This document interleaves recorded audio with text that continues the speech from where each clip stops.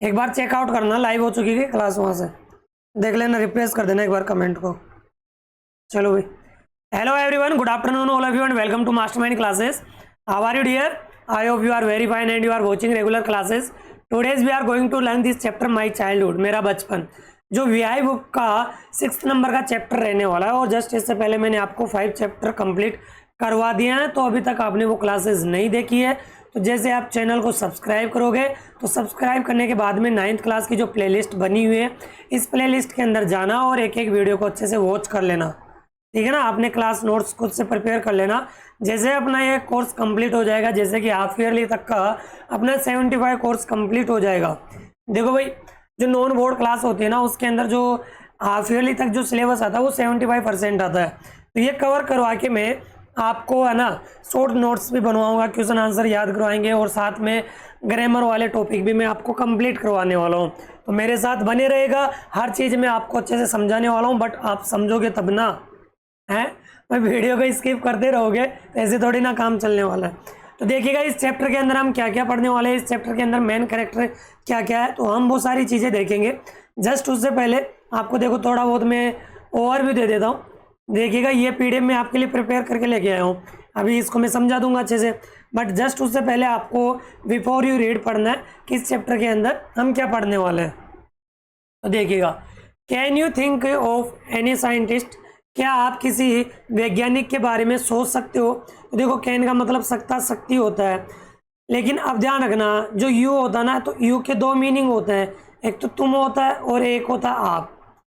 अगर आपसे कोई छोटा है या फिर आपका बराबर का कोई है या फिर आपका फ्रेंड है तो हम उसको हिंदी में तुम बोल सकते हैं, लेकिन अगर आपसे किसी पद में या एज में बड़ा है तो हम क्या बोलेंगे, आप बोलेंगे। तो आई होप इतना तो आपको पता होगा, बट मैं थोड़ा बहुत बस बता देता हूँ, कभी कभी मेरी भी क्या आदत है। वो है ऑल्सो बीन स्टेटमैन। स्टेटमैन का मतलब है यहाँ पे राजनीतिज्ञ। वो है ऑल्सो बीन स्टेटमैन, जो क्या हो, एक स्टेटमैन में हो, मतलब राजनीतिज्ञ हो। भाई वैज्ञानिक होने के साथ साथ एक राजनीतिज्ञ भी हो। कोई ऐसा व्यक्ति है जिसके बारे में आप कल्पना कर सकते हो, सोच सकते हो, है तो बताइएगा मेरे को, जल्दी से कमेंट कर दीजिएगा। पंकज राहुल, और यहाँ पे है रवीना, है सूर्यांशी, चलो भाई त्रिवेदी साहब अच्छे हैं राधे राधे भैया।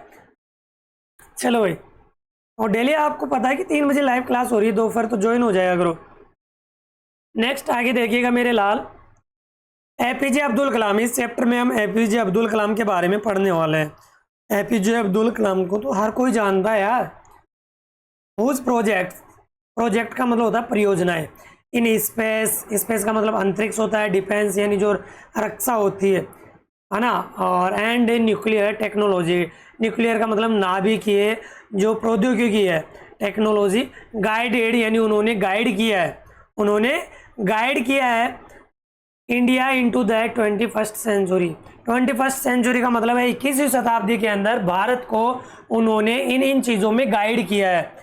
किस किस चीज़ों में गाइड किया है, स्पेस के अंदर, डिफेंस में, न्यूक्लियर टेक्नोलॉजी, इन चीज़ों में उन्होंने गाइड किया है भारत के लोगों को। became over 11th president in 2022, sorry 22 नहीं है, तो वो 11th नंबर के प्रेसिडेंट बने थे, यानी 2002 के अंदर वो 11वें राष्ट्रपति बने थे भारत के। देख लीजिएगा, एक गरीब परिवार से बिलोंग करने वाले व्यक्ति थे और कहाँ पे पहुंच गए, एक भारत के राष्ट्रपति बन गए। मिसाइल मैन के नाम से भी जाना जाता है इनको। इन इज ऑटोबायोग्राफी, इनकी जो ऑटोबायोग्राफी का मतलब होता है आत्मकथा या जीवनी भी बोल सकते हो आप। विंग्स ऑफ फायर, यानी इनकी एक आत्मकथा है जिनका नाम है विंग्स ऑफ फायर, यानी आग के पंख। He speaks of his childhood, और वह अपने बचपन के बारे में बताते हैं, बोलते हैं। यानी जो ये बायोग्राफी है ना, विंग्स ऑफ फायर, इसके अंदर वो अपने बचपन के बारे में बता रखे हैं कि मैं अपना बचपन किसके साथ में बिताया, कैसे बिताया। तो ये सारी चीज़ें हम इस चैप्टर के अंदर रीड करने वाले हैं।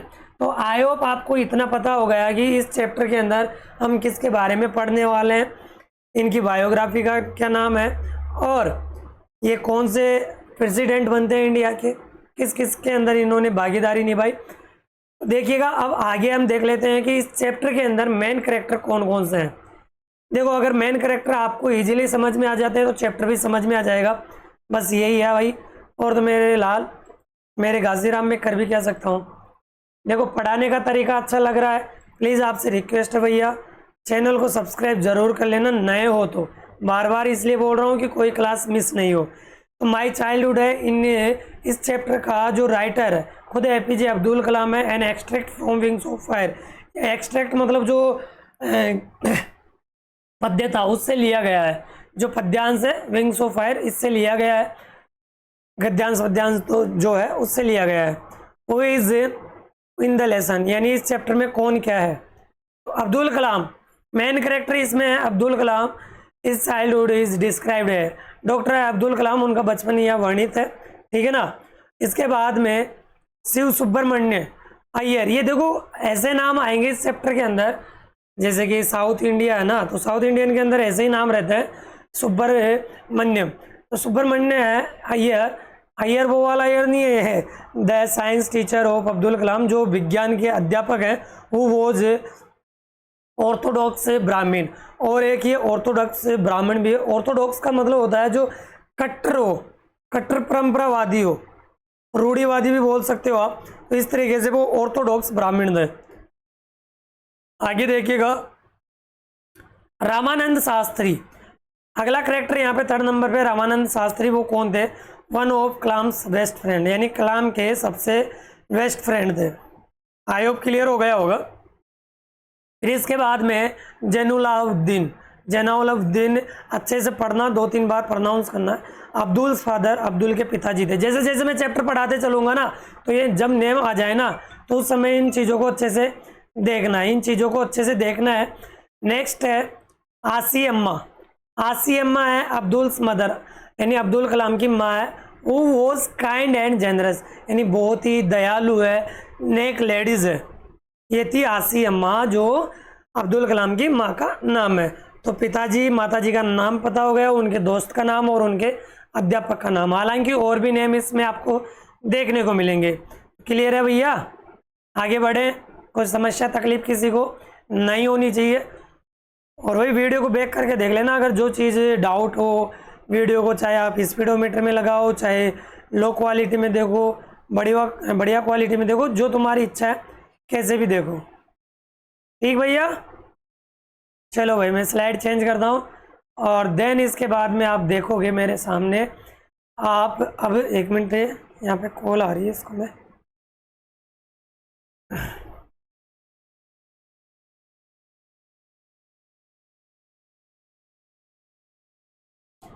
परेशान कर देते हैं कहीं नालायक। चलो जी भाई देखिएगा डियर, मेरे लाल, मेरे गुलाबी, मेरे रसगुल्ले। देख मेरा यहाँ पे है वीर जी, इधर ध्यान दे। I was born into a middle class Tamil family, यानी तमिल परिवार के अंदर, एक मिडिल परिवार के अंदर मेरा जन्म हुआ था, मध्यम वर्ग के अंदर मेरा जन्म हुआ था। ऐसे अब्दुल कलाम बोलते हैं कि मेरा जन्म एक मध्यम वर्ग के अंदर हुआ था। In the island town, island बोलना है इसको, आइसलैंड नहीं बोलना है। जैसे दोनों वर्ड मीनिंग में आपको बता देता हूँ। देखो ये आइसलैंड है, सॉरी आइलैंड है, और आइसलैंड इसको बोलते हैं। जिसके अंदर जो बर्फीला द्वीप होता है ना, उसमें सी वर्ड आता है, सी लेटर आता है, यहाँ एस लेटर है, दोनों में अलग अलग अंतर है। इसका मतलब होता है द्वीप। Town of Rameswaram in the east while Madras state, यानी जो मद्रास वाला स्टेट था वहाँ पे एक रामेश्वरम टाउन था, वहाँ पे मेरा जन्म होता है। और ईस्ट वाइल का मतलब होता है फॉर्मर, यानी पूर्व, जो पूर्व वाला था मद्रास। पहले मद्रास बोला जाता था, हालांकि अब तो नाम चेंज करके मतलब अलग अलग कर दिया गया, अलग अलग स्टेट बना दिया गया। तो पहले के टाइम पे मद्रास वाले हिस्से के अंदर एक टाउन था रामेश्वरम, वहाँ पे मेरा जन्म हुआ था।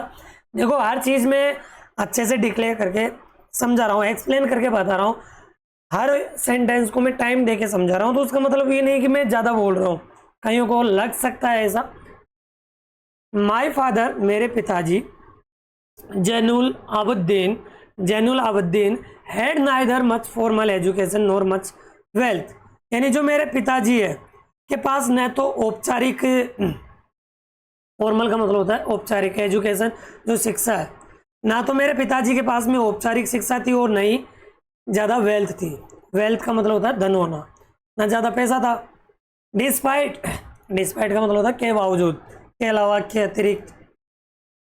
डिसएडवांटेज और इसके प्रतिकूल, डिसएडवांटेज का मतलब होता है के प्रतिकूल, यानी इन कमियों के बावजूद भी, इन कमियों के बावजूद भी ही पजेस्ड ग्रेट इनहेरेंट विजडम, यानी उनके पास में अत्यधिक इनहेरेंट विजडम। इनहेरेंट का मतलब होता है इनबॉर्न, इनबॉर्न का मतलब होता है जन्म से उनके पास में क्या थी, विजडम थी। विजडम का मतलब होता है बुद्धिमत्ता, फिर भी उनके पास में जन्म से बुद्धिमत्ता थी और ट्रू जनरसिटी थी, जनरसिटी ऑफ स्पिरिट, यानी आत्मिक उदारता थी। स्पिरिट का मतलब होता है आत्मा, यानी बड़ी बोलते ना कि उदार होना, दिल से उदार होना, तो बड़े उदार थे, सच्चे उदार थे दिल वाले व्यक्ति थे ये, इनके जो पिताजी थे।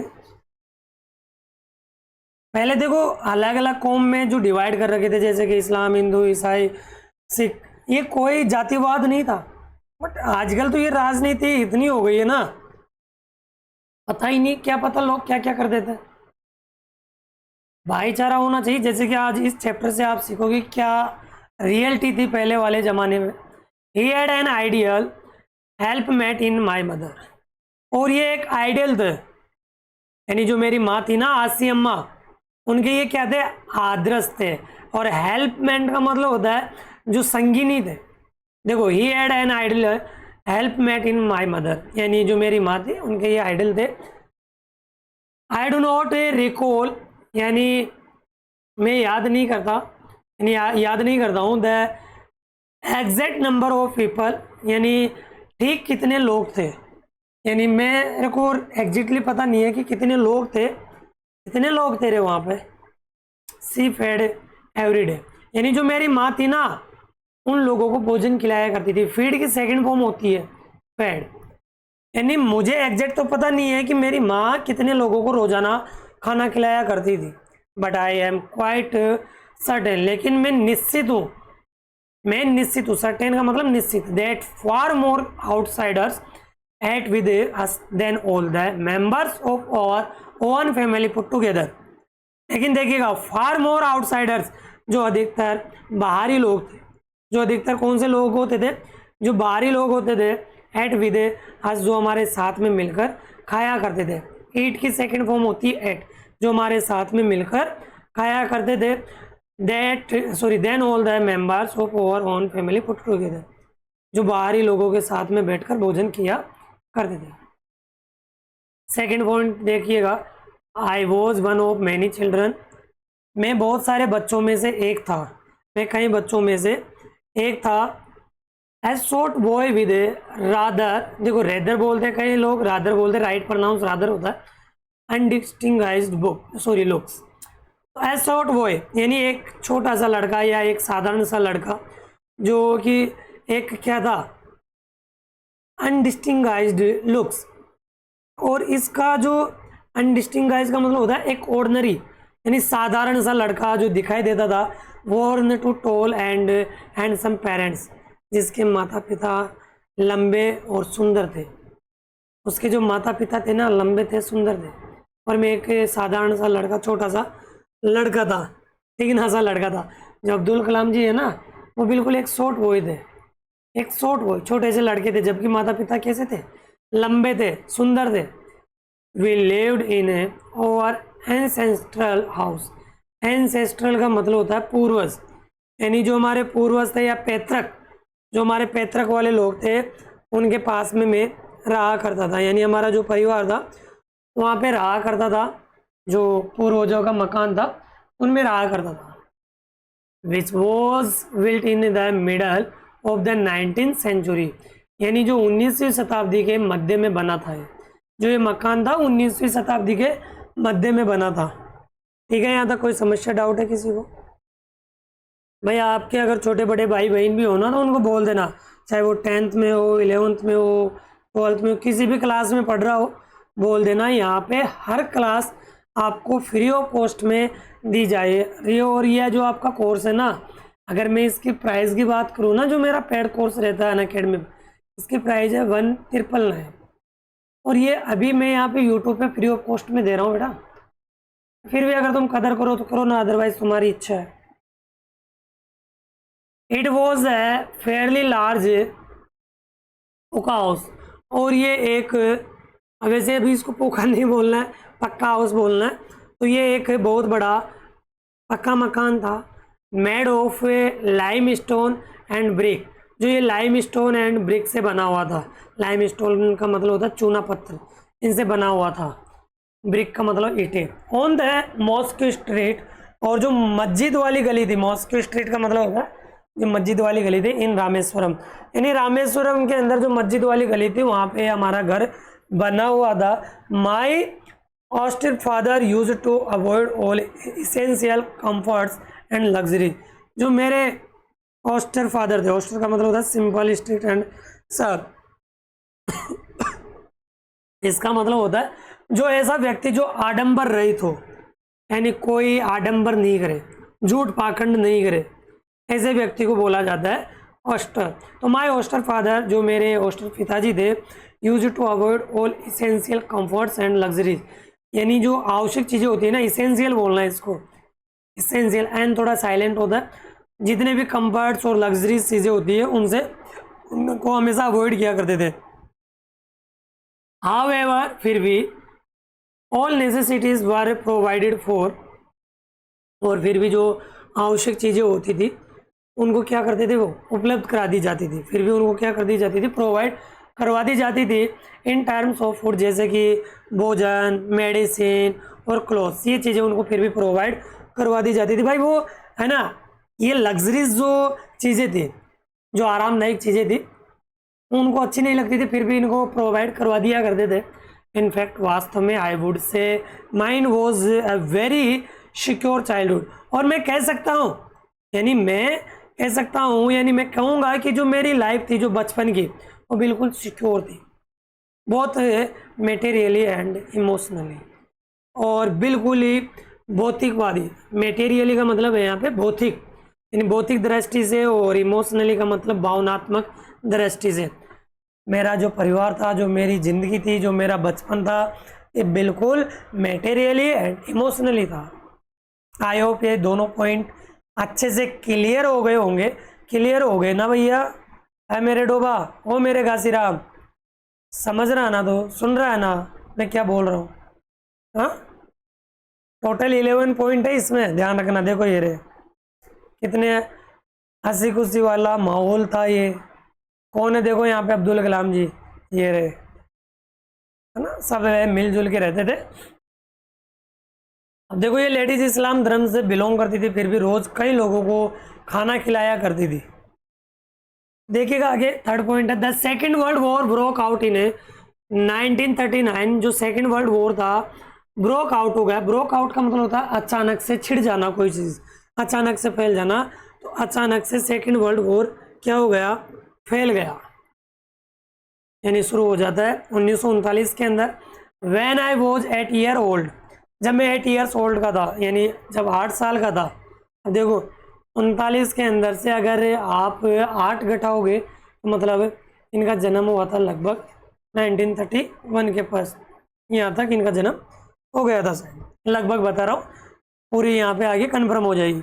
When I was 8 years old, for a reason I have never been able to understand, a sudden demand for tamarind seeds erupted in the market. देखो, फॉर रीजन्स, इसी कारण से I have never been able to understand, और इसी वजह से मैं कभी समझ नहीं पाया, यानी मैं समझ नहीं पाया हूँ कि अचानक से जो टर्मिनेंट सीड थे, टर्मिनेंट का मतलब होता है जो इमली के बीज होते हैं, सीड्स का मतलब होता है बीज, अचानक से मार्केट के अंदर क्या हो जाती है, इरेप्टेड बढ़ जाती है। इरेप्टेड का मतलब होता है बढ़ गई, मांग बढ़ जाना, डिमांड बढ़ गई अचानक से बाजार में, जो इमली के बीज थे। क्यों बढ़ गई, क्या रीज़न था?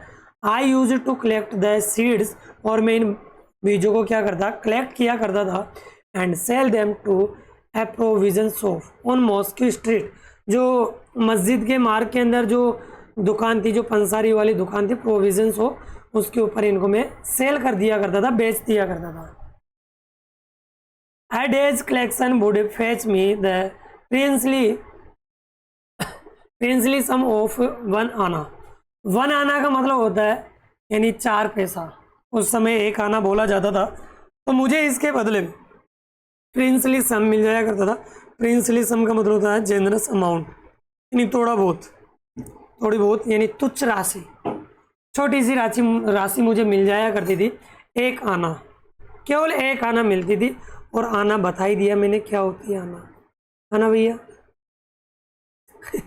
अरे अपने दादाजी को पूछना। खैर अभी वाले तो क्या ही दादाजी, मतलब और भी ओल्ड, मतलब आपके एंसेस्टर हो ना, उनसे पूछना। पिताजी को पूछना एक बार, वो बता देंगे आपको। ठीक है, आगे देखिएगा।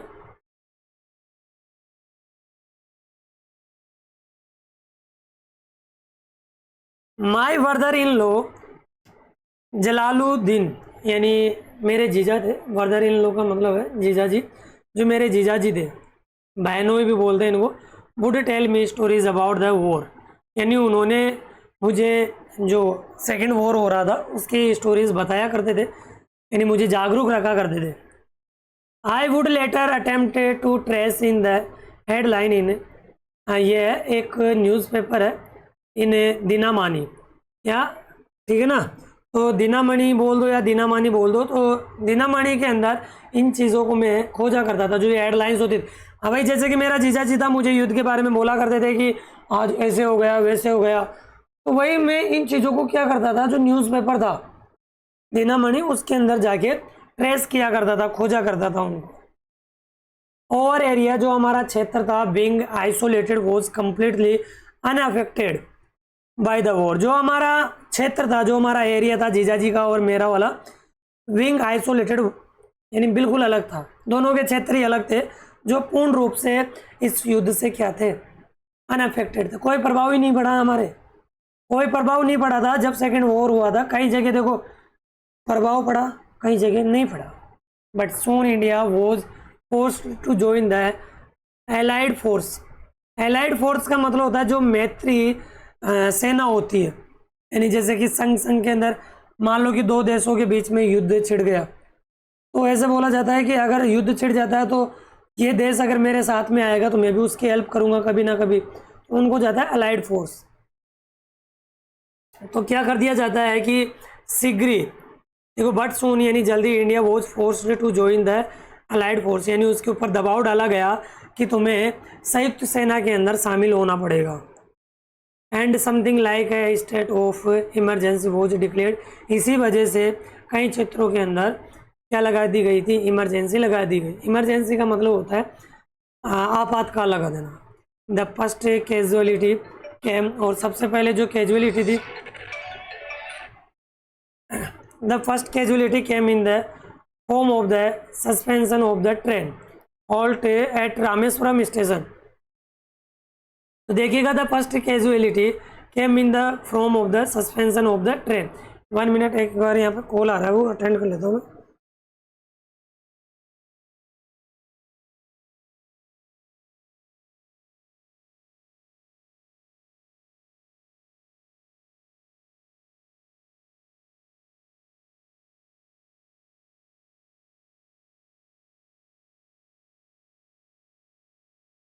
देखिएगा आगे अब, द फर्स्ट कैजुअलिटी, और कैजुअलिटी का मतलब है यहाँ पे बुरी, सबसे बुरी जो खबर आई थी हमारे लिए, from the suspension of the train halt Rameswaram station, कि जो ट्रेन आती थी वो अब यहाँ पे जो रामेश्वरम स्टेशन था, जो प्लेटफॉर्म था, वहाँ पे नहीं रुकेगी। सबसे बुरी हमारे लिए ये क्या थी, क्या बोलते रहे, खबर थी, बुरी खबर थी। The newspaper now had to be bundled and thrown out from the moving train on the Rameswaram road between Rameswaram and ये धनुषकोडी। देखिएगा, the newspaper now had to be bundle. अब ये जो न्यूज़पेपर थे उनके बंडल बनाने पड़ते थे और उनको चलती हुई ट्रेन के अंदर हमें फेंकना पड़ता था। चलती हुई ट्रेन को हमें फेंकना पड़ता था Rameswaram road between Rameswaram and Dhanushkodi. इन दोनों के बीच में, चलती हुई ट्रेन के बीच में हमें इन्हें न्यूज़पेपर के बंडल को फेंकना पड़ता था। That forced my cousin Shamsuddin, और जो मेरा कज़न था वो मुझे फोर्स किया करता था। मुझे, जो मेरा चचेरा भाई था शमसुद्दीन, वो मुझे क्या करता था, फोर्स किया करता था, यानी बाध्य कर दिया था। वो डिस्ट्रीब्यूटेड न्यूज़पेपर्स इन रामेश्वरम, जो रामेश्वरम के अंदर न्यूज़पेपर बांटा करता था, वो ऐसा करने के लिए मुझे मजबूर कर दिया था। To look for a helping hand to catch the bundles, यानी वो उसका हाथ बटाने के लिए, यानी जैसे कि किसी की मदद करना, वो मुझे करना पड़ता था। एंड एज इफ नेचुरली, और ये स्वाभाविक चीज़ थी, आई फिल्ड द स्लॉट, मैं इस स्लॉट को भर दिया करता था, जो ये खाली जगह हुआ करती थी इनको मैं भर दिया करता था, यानी मैंने इस खाली स्थान को भर दिया। शमसुद्दीन हेल्प्ड मी, और शमसुद्दीन ने भी मेरी मदद की। अर्न माई फर्स्ट वेज, और पहली मजदूरी, वेजेस का मतलब होता है मजदूरी, उन्होंने भी मेरी मदद की, यानी पहली कमाई करने में। अर्न का मतलब होता है कमाना। हाफ ए सेंचुरी लेटर, और हाफ सेंचुरी के बाद में, यानी आधी शताब्दी गुजर जाती, मतलब 1950 तक की बात है। I can still feel the surge of pride in earning my own money for the first time, और आधी शताब्दी के बाद अपनी पहली कमाई के पैसे, जो पहले कमाई के पैसे पर गर्व की लहर मुझे आज भी अनुभव होती है।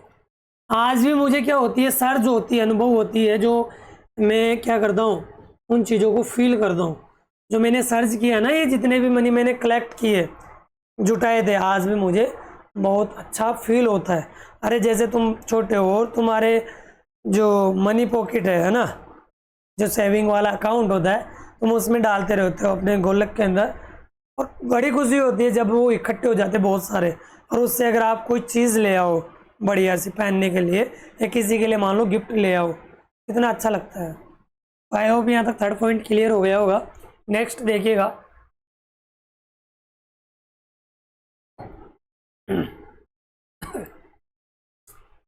देखो टाइम भी बहुत होने वाला है, 5 पॉइंट तक पढ़ लेते हैं, फिर बाकी चैप्टर हम कल पढ़ लेंगे ना।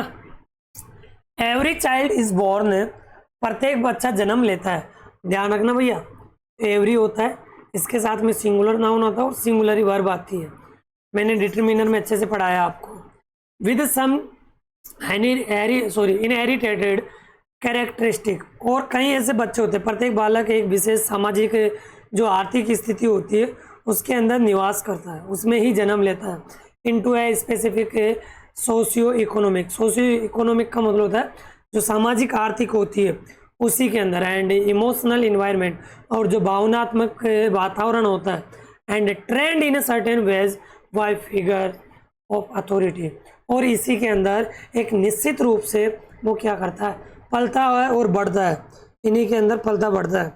जो घर के प्रमुख सदस्य होते हैं उन्हीं के द्वारा क्या किया जाता है, हर चीज़ को सिखाया जाता है, हर चीज़ को क्या किया जाता है, इनको सिखाया जाता है, ट्रेंड किया जाता है। मतलब अरे भाई तुम घर में पले बड़े हो, उस घर में बहुत सारे लोग रहते हैं, उन्हीं के द्वारा तो तुम ट्रेंड किए जाओगे।